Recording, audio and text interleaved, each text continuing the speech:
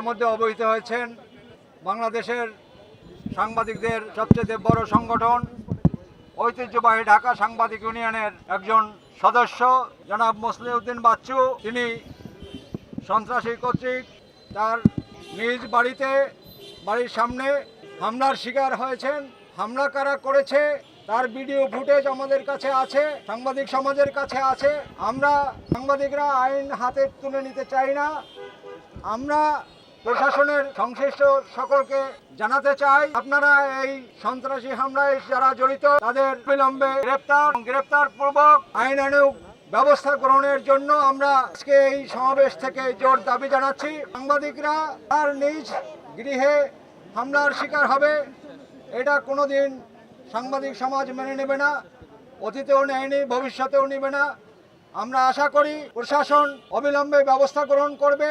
আর যদি প্রশাসন ব্যবস্থা নিতে ব্যর্থ হয় তাহলে সাংবাদিক সমাজ দুর্বার আন্দোলন গড়ে তুলবে। এই ক্ষেত্রে ঢাকা সাংবাদিক ইউনিয়ন এবং বাংলাদেশ ফেডারেল সাংবাদিক ইউনিয়ন মসলিউদ্দিন বাচ্চুর পাশে আছে এবং থাকবে।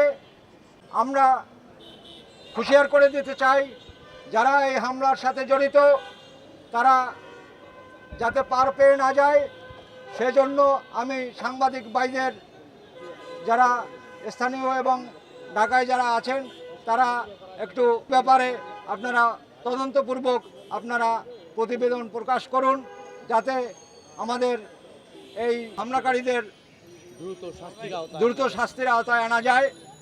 এটাই আমার দাবি।